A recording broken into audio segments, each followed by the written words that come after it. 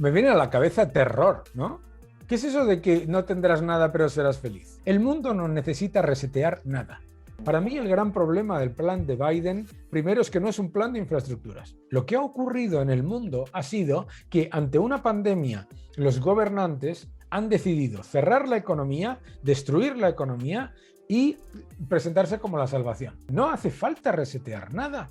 El mundo, en el año 2019, estaba en camino de acabar con la pobreza mundial. En el caso de Bitcoin hay dos riesgos. Si un país líder mundial decide cuál es el tipo de sociedades, de impuesto de sociedades para el resto del mundo, claro, es una medida proteccionista. Esa es la premisa fundamental de los defensores de esa falacia económica que es la teoría moderna monetaria, ¿verdad? Que ni es teoría ni es moderna. Ya han vivido con la administración Obama los inversion deals, las salidas de empresas norteamericanas bandera que se fueron a Canadá, etcétera. Entonces, ¿qué dice? Yo sé que eso es negativo, pero lo que voy a hacer es fastidiarle a todos los demás. Y eso es solo un pequeñísimo resumen de lo que verás a continuación. Un lujo contar con el economista español Daniel Lacalle, quien, como saben, es un reconocido gestor de inversiones, profesor de economía y autor de varios libros de divulgación económica. Hoy nos dio su visión sobre el innecesario reseteo económico, sobre la deuda improductiva y la clase política irresponsable. Además nos habló del futuro de los mercados, del riesgo de las criptos. Además hablamos del oro y sobre lo que habría detrás del impuesto global y cómo quebraría a las pequeñas economías. Empecemos. Para entrar en materia, doctor, quisiéramos que nos diera un poco su reflexión sobre la fórmula que estaba usando la Reserva Federal. Para muchos expertos, esto pudiera ser la fórmula del desastre, y para otros que son más optimistas dicen que, bueno, es la única opción. Lo que queda es seguir defendiéndose, atacando, emitiendo más deuda, emitiendo más dinero.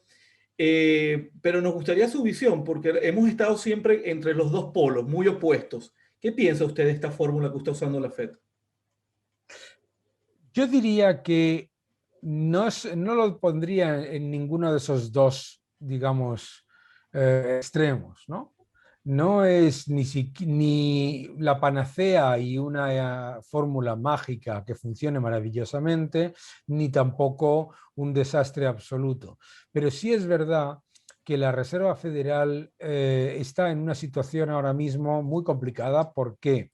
Porque nos estamos dando cuenta que no solamente la Reserva Federal, sino el Banco Central Europeo también, no tienen la posibilidad de normalizar la política monetaria cuando la economía ya se recupera y cuando empieza a subir la inflación, porque los estados se han convertido en adictos a la política monetaria.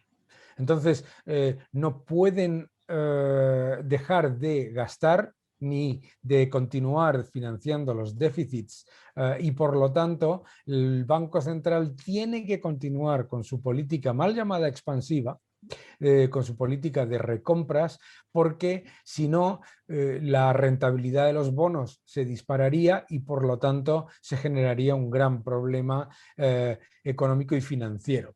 Entonces, para mí el problema es que al menos la Reserva Federal es el único banco central que vigila la demanda global de dólares y sabe que aumenta la masa monetaria menos de lo que aumenta la demanda global de dólares. El problema se generaría cuando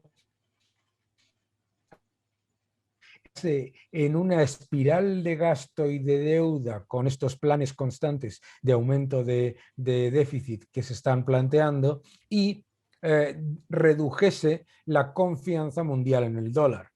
Por lo tanto, yo me situaría, digamos que en medio de esos dos extremos que me comentaba usted, ¿verdad?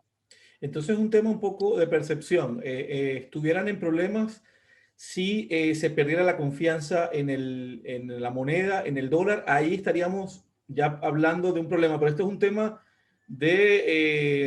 tema global, ¿no? De cómo lo encaran el resto de las economías.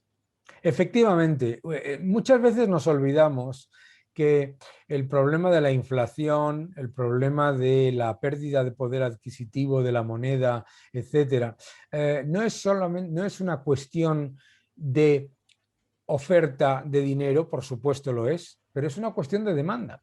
En el caso de Estados Unidos ahora mismo, por ejemplo, estamos viendo cómo el dólar se fortalece a pesar de esas enormes inyecciones de la Reserva Federal. ¿Por qué? Porque, como comentaba yo antes, la Reserva Federal es el único banco central que presta atención a la demanda mundial de dólares. Entonces, ahora el dólar se está fortaleciendo. ¿Por qué? No porque la Reserva Federal esté llevando a cabo una política, digamos, contractiva, sino porque el resto de las monedas líderes o que con las que comercia Estados Unidos llevan a cabo una política monetaria muchísimo más agresiva que la de Estados Unidos. El euro, el yen y, por supuesto, países emergentes aumentan la masa monetaria más que la demanda y más que en porcentaje la de Estados Unidos. Por lo tanto, claro, la confianza en una moneda siempre es relativa a otra,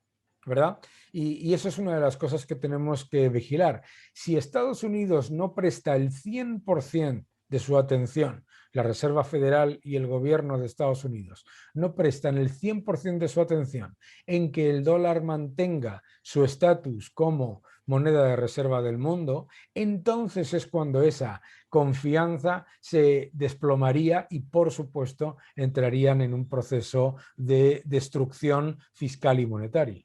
Estoy seguro que usted está al tanto de, bueno, de cualquier cantidad de inversionistas famosos, de expertos que han puesto sobre la mesa el término hiperinflación. De hecho, han hablado de la hiperinflación de Weimar, como el caso de Michael Burry, por ejemplo, Ray Dalio, que lo que se está haciendo ahora está encaminándose hacia allá.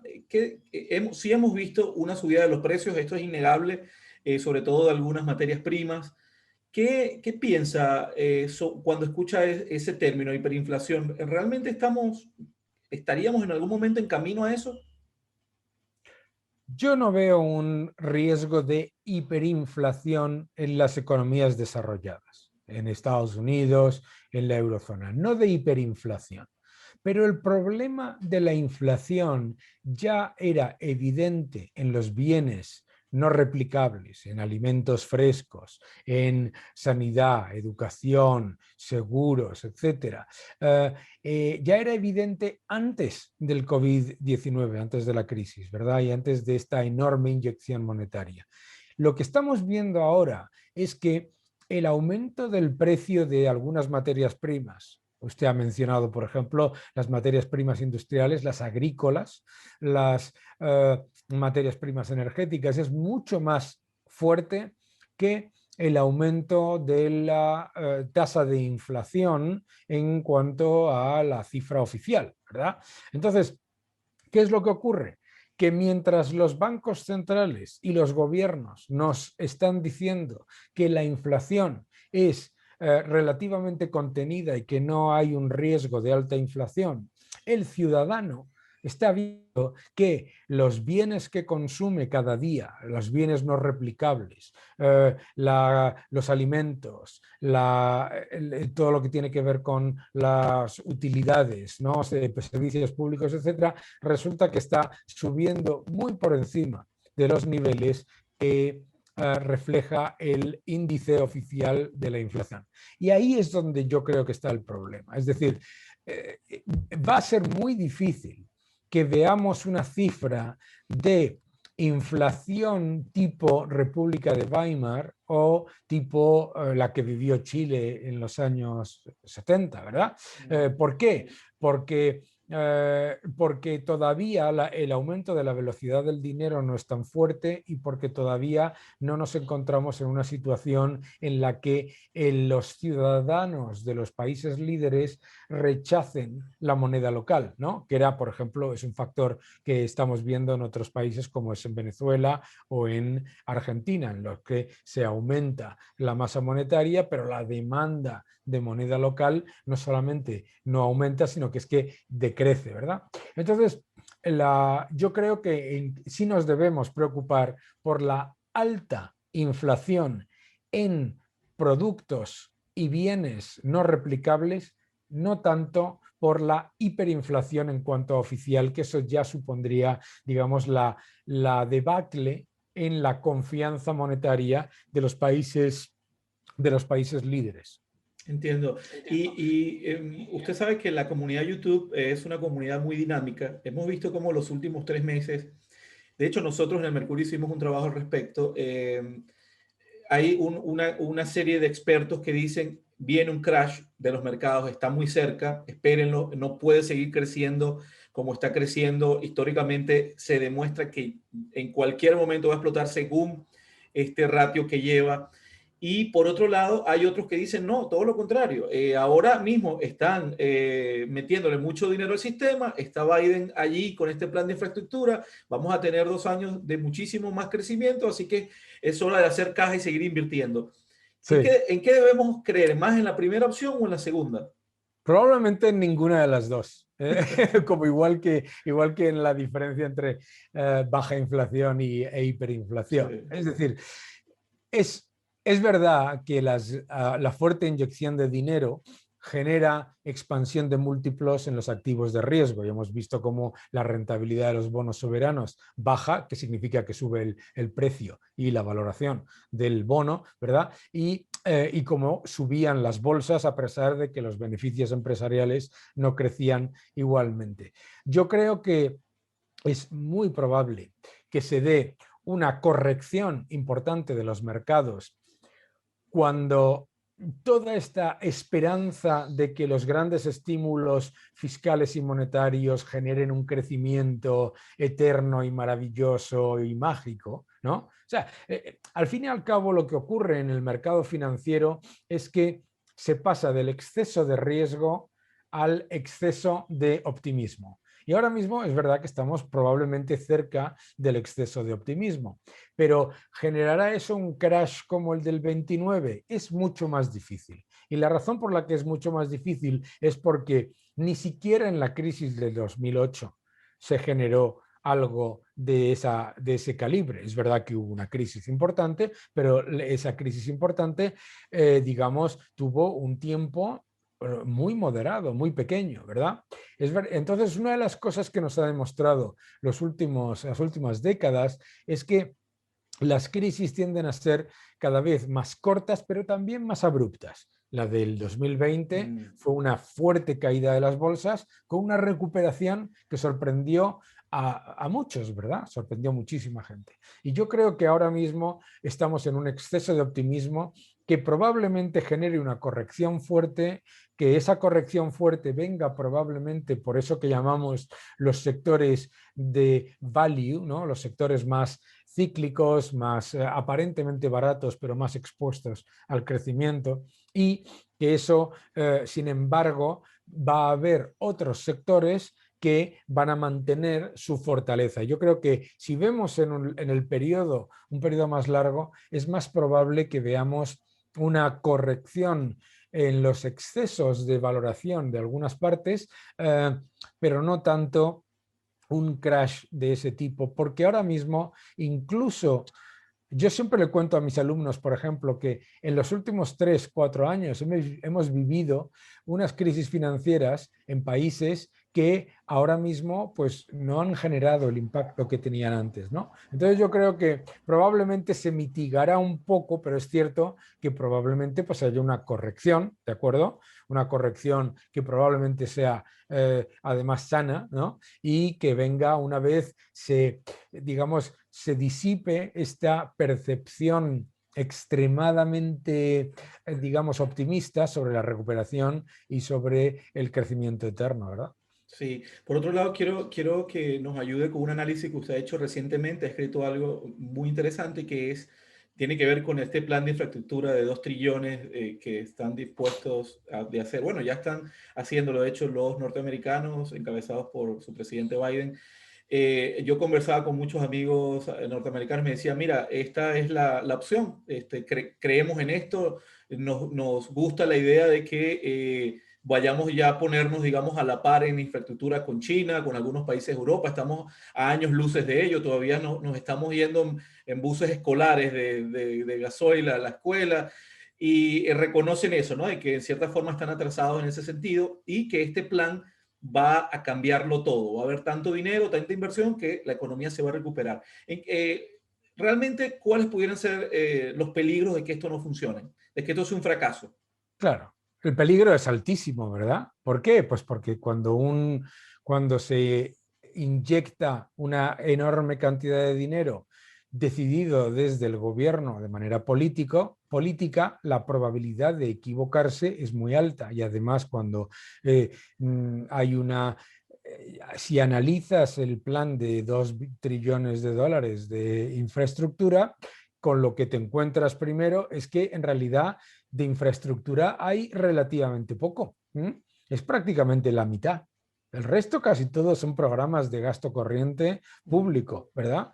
Por lo tanto, sin cuestionar que las economías necesitan inversión en infraestructura, históricamente los grandes planes de infraestructura desde Japón, desde el que acabas de comentar de China, los de la Unión Europea, etcétera, lo que han demostrado es que su efecto multiplicador es bastante menor a lo que estiman los gobiernos y los analistas, y que lo que suelen dejar detrás es una fortísima deuda, por lo tanto hay que ser como mínimo cautelosos. ¿Hacen falta planes de infraestructura? Sí.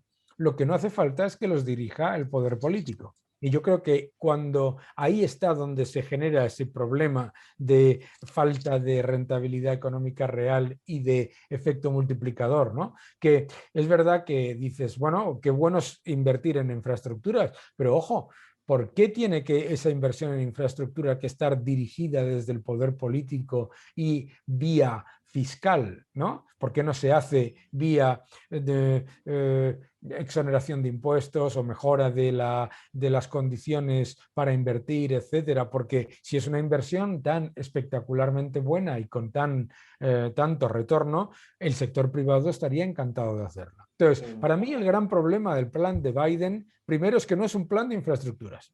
Es que gran parte de él, casi la mitad, no tiene nada que ver con las infraestructuras. Son gasto corriente, ¿vale? Y el segundo problema es que viene dirigido desde el poder político y que, por ejemplo, en la Unión Europea, que hemos vivido el plan de crecimiento y empleo del año 2009, el plan Juncker, el plan, las directivas verdes, etcétera, se ha demostrado que el efecto multiplicador y en empleo es muy bajo. Ya. Y en eso que justo acaba de decir, creo que vamos a entrar en el meollo de por qué se crea este problema con las economías mundiales. Es decir, hemos leído, hemos visto mucho de lo que usted escribe, doctor, y nos damos cuenta que gran parte del problema por lo que estamos acá es por la deuda improductiva. Es decir, los gobiernos están emitiendo, tomando deuda, pero es deuda improductiva, es decir, no representa crecimiento. Claro, Esto que nos comenta de la deuda que, bueno, de 2 trillones de dólares que va a tomar Biden, iría básicamente por el mismo camino. claro, ¿Qué vendría siendo lo que los ciudadanos tenemos que reflexionar en ese sentido? ¿Cómo es que claro. las clases políticas han venido tomando control, digamos, de nuestras vidas, ellos emitiendo deuda, pero al final deuda que nosotros estamos pagando y que no nos sirve de nada o de muy poco? Claro, lo primero que deberíamos entender es que no existe el plan de Biden o de Merkel o de Johnson. No, es el plan de los contribuyentes del país. O sea, no podemos hablar de los planes de los gobiernos como si los gobiernos fueran a inventar el dinero y nos regalasen felicidad.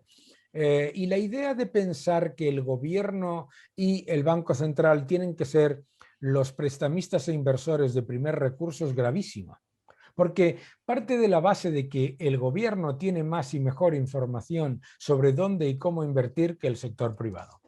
Y es falso. El sector público y los gobiernos no tienen más y mejor información, de hecho tienen todo el incentivo a malgastar, sobreinvertir y endeudarse más. ¿Por qué? Porque ellos no pagan la deuda.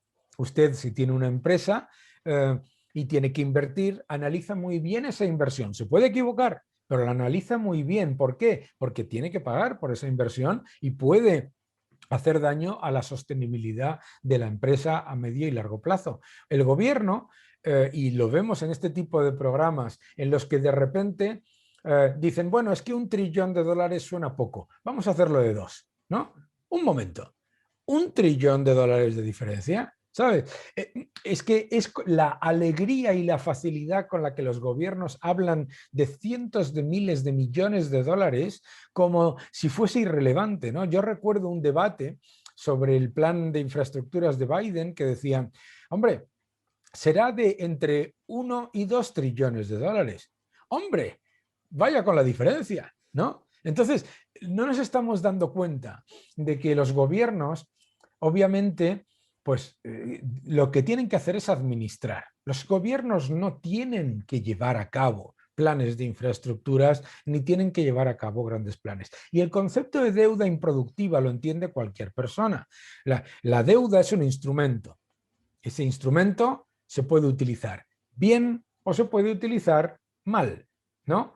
El instrumento de la deuda, si lo utilizamos para inversión productiva, que genera rentabilidad económica real, que genera crecimiento, está bien, pero cuando se utiliza para gasto corriente, para elefantes blancos, es decir, para construir cosas que inflan el PIB a corto plazo, pero que no tienen rentabilidad económica real, en lo que te metes es en el estancamiento y en el estancamiento endeudado, ¿no?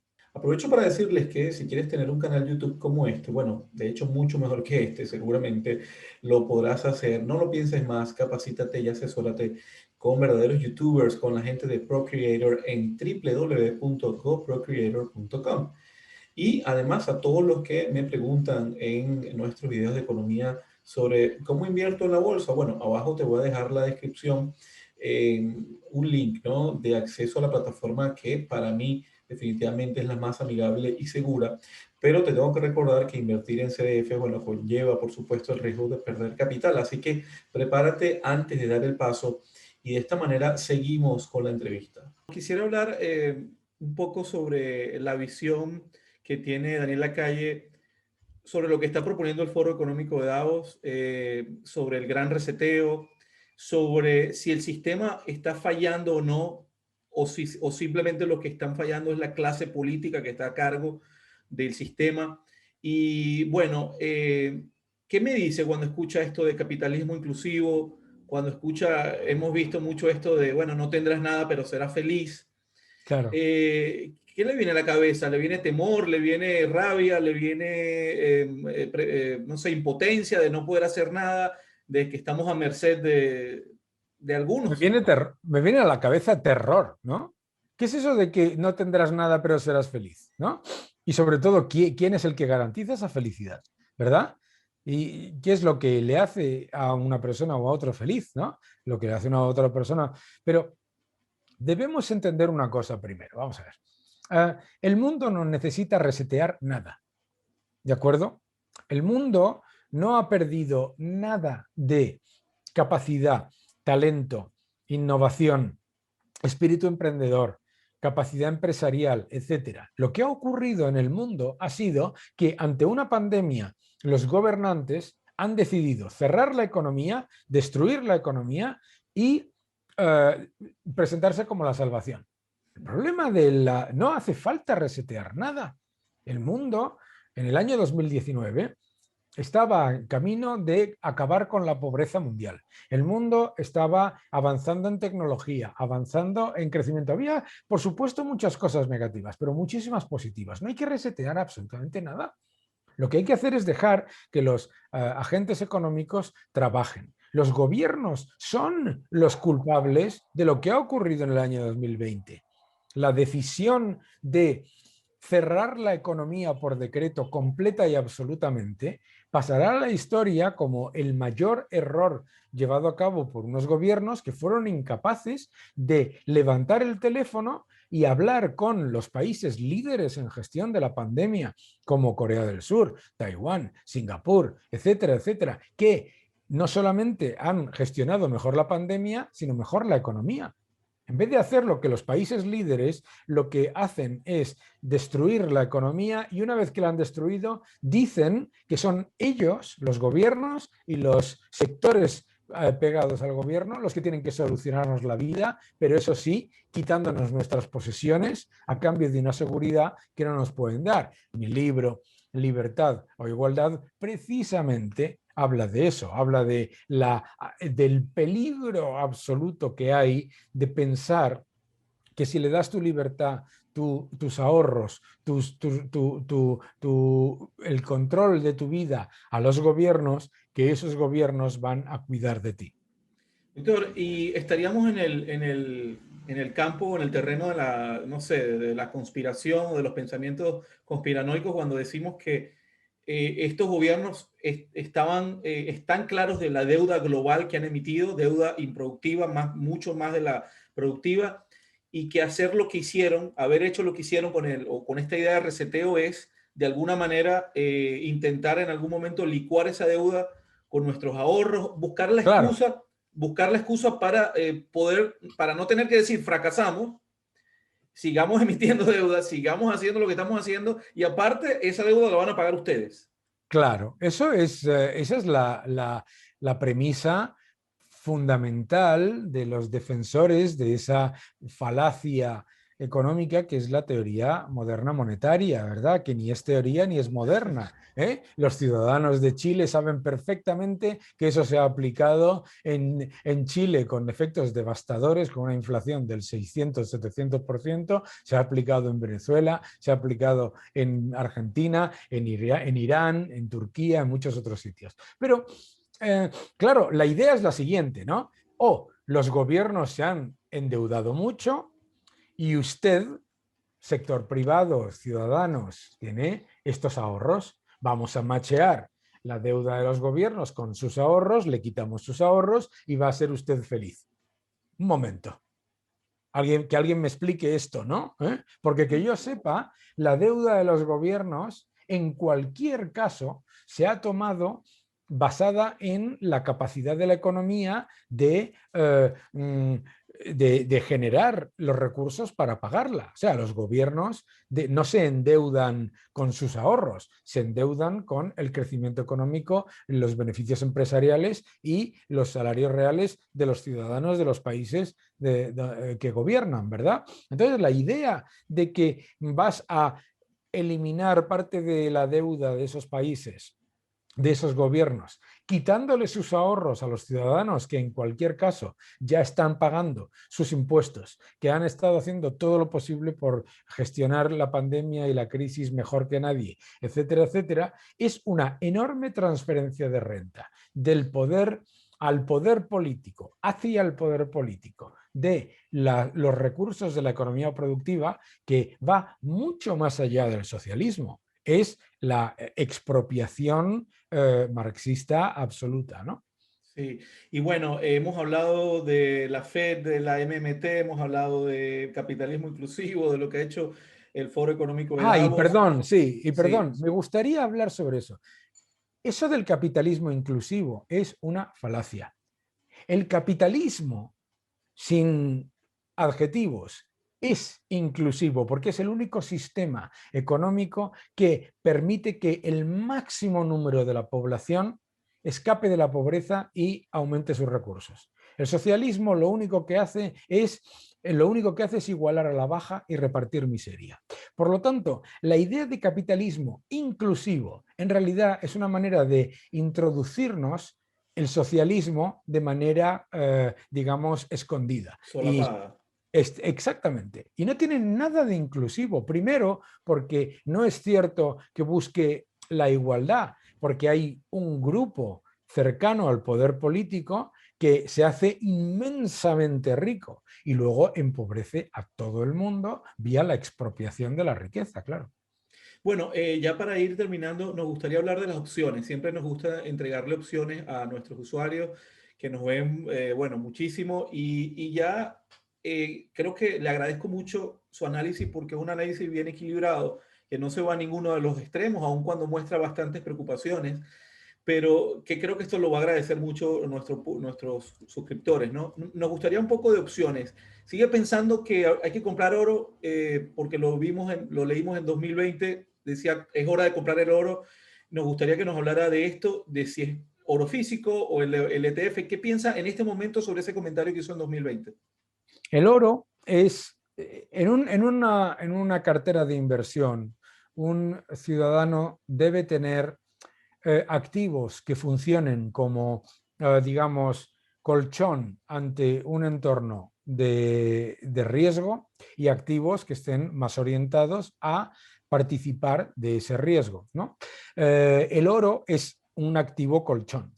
Y el oro, aun precisamente en las épocas en las que cae con respecto a otros activos, se convierte en una oportunidad para comprarlo, para tener cierta parte de nuestros activos en un activo que cuando caen los mercados funciona como colchón. Dos, que además está descorrelacionado en un entorno en el que la renta variable y la renta fija están muy correlacionadas.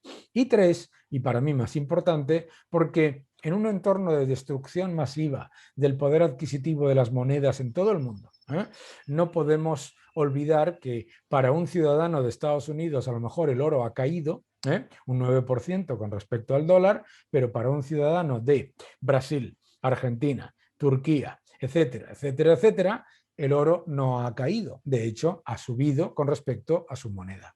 Entonces, a mí me parece que hay que tener una cartera diversificada y recordar que la renta variable y la renta fija están muy correlacionadas. Y entonces yo lo que haría sería pues tener un porcentaje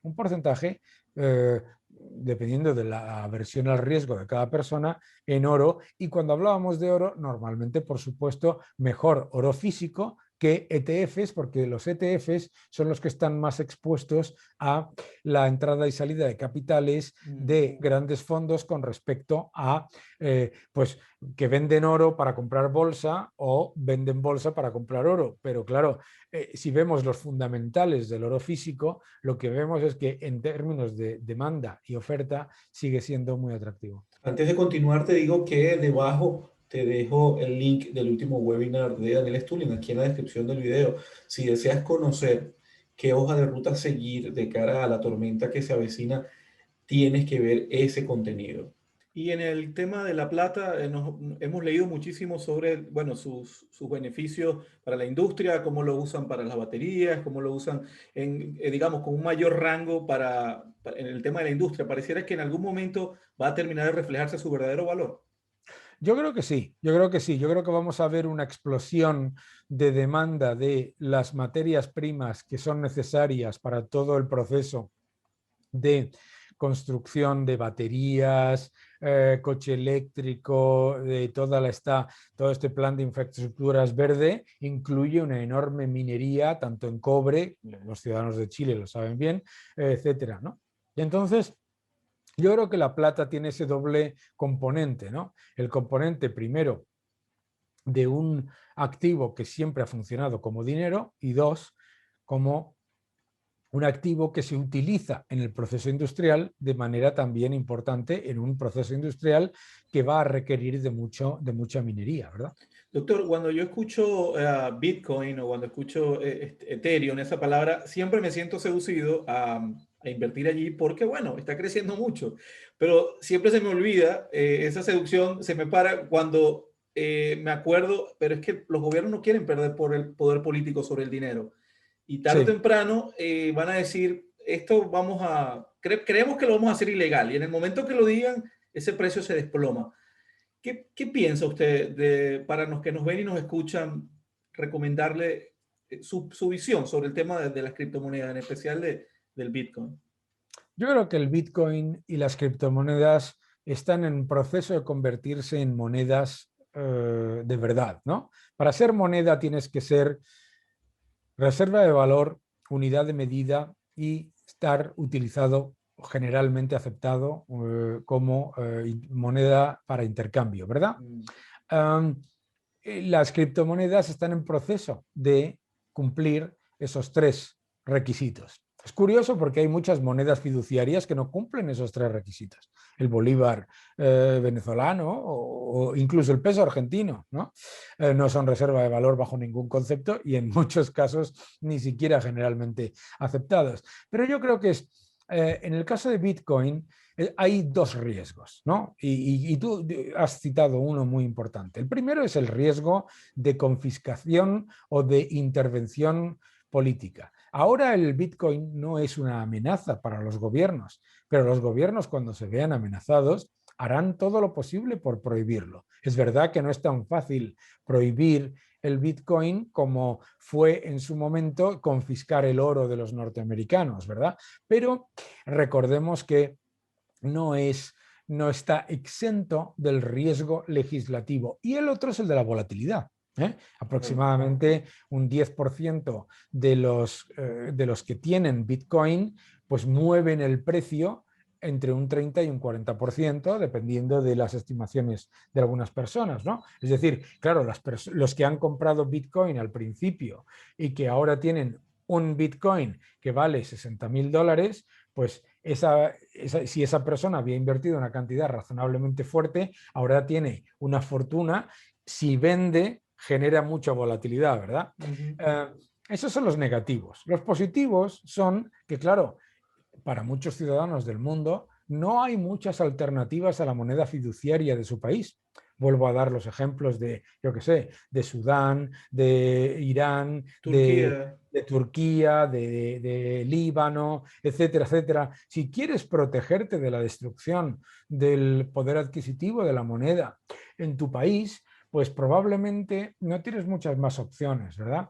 Entonces, esa es una. La segunda es que poco a poco, hace unos años, me decían, esto es una moda y va a desaparecer. Pues ya no es ni una moda ni ha desaparecido, ¿no? Van poco a poco convirtiéndose en moneda. Y la tercera es que es cierto que ya hay una cultura de inversión en criptomonedas que entiende el activo mejor. Es decir, antes había mucha gente que invertía en Bitcoin porque iba a subir mucho. Ya hay más inversores, digamos, más, ¿cómo te diría?, más sofisticados, ¿no? Sí, y bueno, le queremos agradecer muchísimo. Esta es su casa, el Mercurio. Esperamos volver algún momento a entrevistarle. Nos gustaría a todos ustedes que nos ven y nos escuchan que vayan al canal de Daniel Lacalle, así simple, Daniel Lacalle en YouTube, que está creciendo poco a poco y creo que es una herramienta valiosa para estar suscrito allí porque está hablando un verdadero experto y con mucha ecuanimidad. Le quiero preguntar, ¿qué piensa cuando ve a Janet Yellen hablando de un impuesto global a corporaciones? Esto al final también lo terminamos pagando todos nosotros. Y es más dinero Claro, para la clase política, ¿no? claro, y sobre todo que se lo digan a países dinámicos y más pequeños que Estados Unidos, el destrozo que le genera a un país más pequeño el no tener una política fiscal. La política fiscal es clave para la soberanía de un país. Y la razón por la que un país como Chile, un país como Uruguay u otros tiene la capacidad de despegarse de otros países que lo están haciendo peor, entre otras cosas, es tener la política fiscal. Si un país líder mundial decide cuál es el tipo de sociedades, de impuesto de sociedades para el resto del mundo, claro, es una medida proteccionista. ¿Por qué? Porque las empresas norteamericanas, las grandes corporaciones norteamericanas, ya las tienes. Y lo que estás haciendo es impactar a los demás. Pero sobre todo, otro elemento que tenemos que entender es que los impuestos que se pagan son antes del impuesto de sociedades, son muchos. Impuesto a actividades económicas, impuesto a las ventas, impuestos a la creación de empleo, impuestos a los bienes inmuebles, etcétera, etcétera, etcétera. Por lo tanto, hay una falacia en eso del impuesto de sociedades y a mí me gustaría decirle a la señora Yellen que por qué no propone un máximo de gasto gubernamental. En vez de un mínimo de tipo de impuesto de sociedades, en vez de un mínimo de lo que tiene que pagar los sectores productivos por crear riqueza, ¿por qué no le pone un máximo a lo que detraen los gobiernos de la riqueza de un país? Así es. Y no me quiero imaginar lo que pasaría con un país como Ecuador, estimado doctor, que está dolarizado y de Claro, alguna manera tiene la chaqueta ya puesta. Imagínense si le ponen un impuesto global. Tampoco pudiera manejar su política fiscal. Entonces sería terrible. Ecuador, El Salvador y tantas economías. Panamá. Claro, pero piensen, por ejemplo, en la Unión Europea. ¿Qué hace un país como Portugal, país maravilloso, que tiene muchísimas oportunidades? Su única herramienta para fortalecer el crecimiento es la política fiscal. Entonces, claro, suena muy atractivo. Dice, no, es que todas las empresas van a pagar un 28%. Un momento, o lo que sea. Un momento. ¿Me está usted diciendo que una empresa pequeña, mediana de Portugal va a pagar lo mismo que una megacorporación del S&P 500? No. Tendrá usted que tener una política fiscal que sea atractiva, no intentar engañarle a la gente con el subterfugio de que las empresas pagan poco, que es una mentira, y además, y además con ello generar es una política claramente proteccionista. Sí. Porque claro, Janet Yellen sabe perfectamente que subir los impuestos de sociedades en Estados Unidos va a ser negativo para Estados Unidos. Ya han vivido con la administración Obama los inversion deals, las salidas de empresas norteamericanas bandera que se fueron a Canadá, etcétera. Entonces, ¿qué dice? Yo sé que eso es negativo, pero lo que voy a hacer es fastidiarle a todos los demás. La arrogancia norteamericana en su mejor expresión. Bueno, Daniel Lacalle, amigos, les invito nuevamente a seguirlo en Twitter, seguirlo en YouTube y por supuesto, mi estimado doctor, muchas gracias por estar allí y a ustedes por vernos. Si te gustó este video, bueno, simplemente ya sabes, comparte, darle like o suscríbete a nuestro canal. Muchas gracias por estar allí.